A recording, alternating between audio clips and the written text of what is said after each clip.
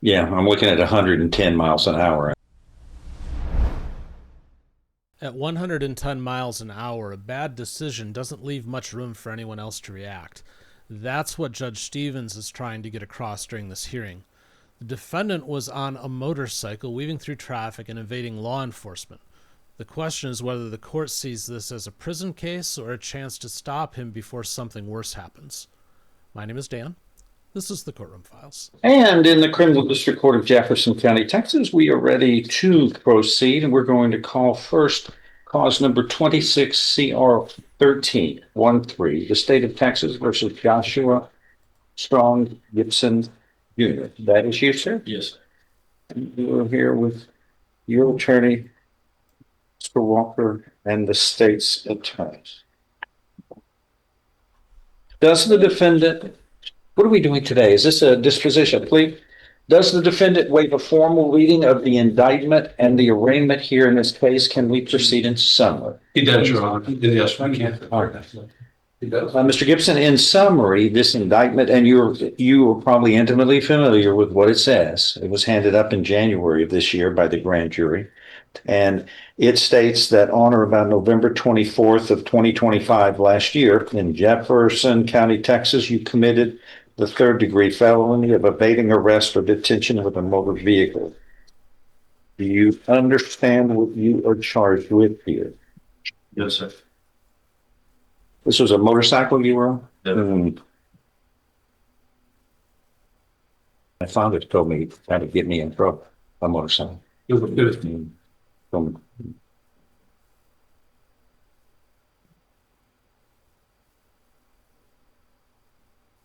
Yes, Your Honor.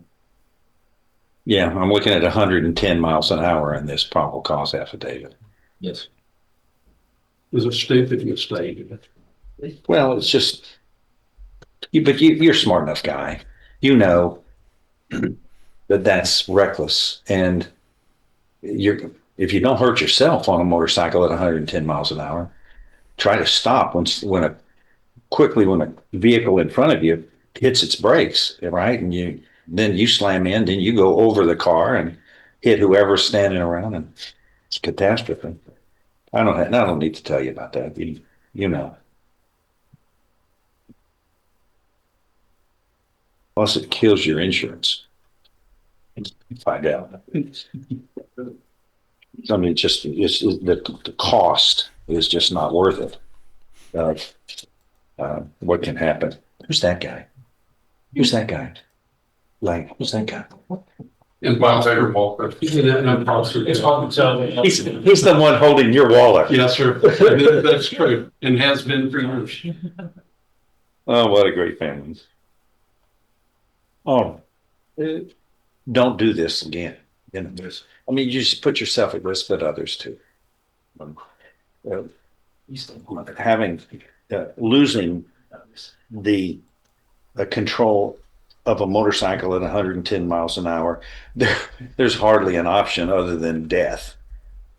You're talking to you like your parents, I know, so I'm sure you've heard this one. Probably. Why? Because we care about people's well-being. And you've never been arrested before, have you? Yes. You hesitated for a second. No, okay. How'd that work out for you in this case? You don't want that, do you? That's embarrassing and time-consuming, and it's a record out there that's you don't want to have circulating around when you're trying to get jobs and move up in life. Right. If convicted of this is a third-degree felony, which means you face a term of not more than 10 years or less than 2 years in prison. In addition, a fine may be assessed not to exceed $10,000. Do you understand the punishment range you are facing? It's up to 10 years in prison. They treat this seriously. You don't want to do 1 day. Yes. 1 hour. An agreement has been reached between the parties that you would be pleading guilty, but not found guilty. You would be placed on deferred or unadjudicated probation, which can be up to 10 years in length, fined $500. Is that your understanding of the agreement? Yes, sir. There would be terms and conditions of probation, which are normal, customary for this type of offense.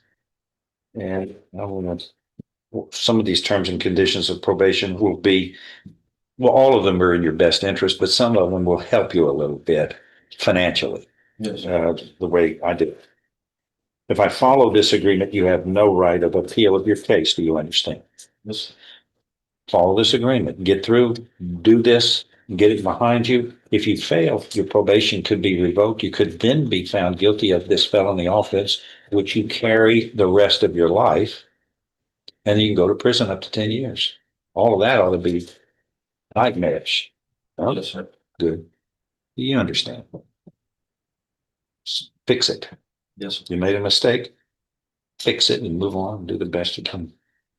Because you're better than making a mistake like this. How do you plead to this, sir? Guilty or not guilty? Guilty. Are you pleading guilty voluntarily and because you are guilty? Yes, sir. I show you what's marked as State's Exhibit 1. Did you sign that document, understand it, discuss it with your attorney, or the contents all true and correct? Yes, sir. State's Exhibit 1 tendered into evidence. Okay. Without objection, it's admitted. Among other things, this state you are mentally competent to enter your guilty plea. It's freely and voluntarily made. You know what you've been charged with. The indictment's been read. You've read it. You were guilty of the crime charged and any lesser included offenses. You are giving up your rights to a jury trial and the rights to the appearance, confrontation, cross-examination of witnesses. You were totally satisfied, it states, with the representation by your lawyer. All of this is true, this state, so help you God. Yes. State's Exhibit 1 is made a part of the record for all purposes. Pre-sentence report is waived. Yes, Here? sir. Yeah. Absolutely.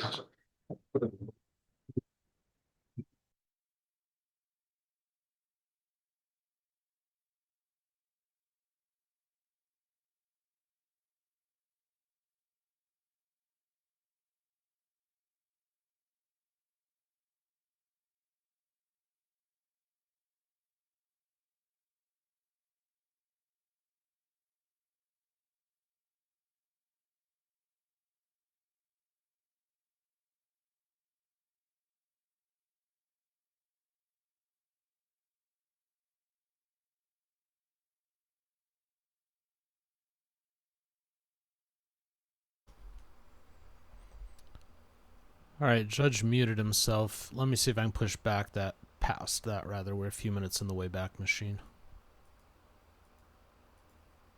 Mentally competent to do so. You understand and appreciate the consequences of pleading guilty.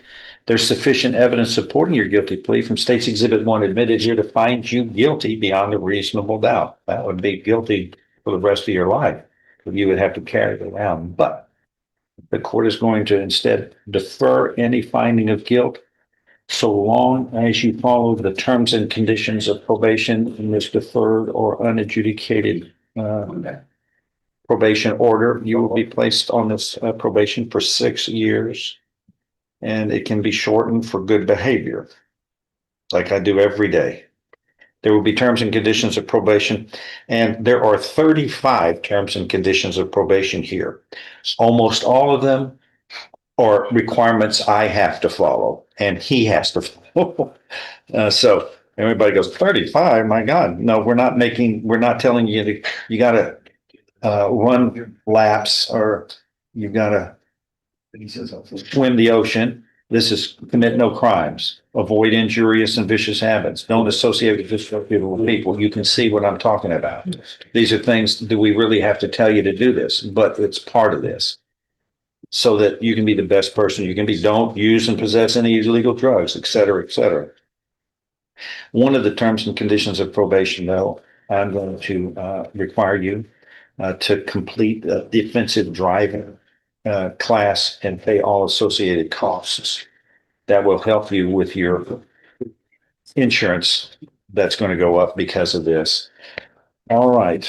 Do you know, and you're fined $500. All right. You understand what's happened today, sir? Yes, sir. All right. Do well. Okay. Please see him and you'll begin probation. Thank you, Judge. Yes, sir. So I think this hearing showed why judges sometimes speak so plainly in reckless driving cases. There wasn't an injury, but the risk was still real. At 110 miles an hour on a motorcycle, one small movement from another driver could have changed everything. The court gave him a path forward, but only under strict control. I'm curious, would you have made the same decision as Judge Stevens did? Let me know your thoughts in the comments. And if you enjoyed this video, why don't you check out one of the two that are on your screen right now. Thank you so much for watching.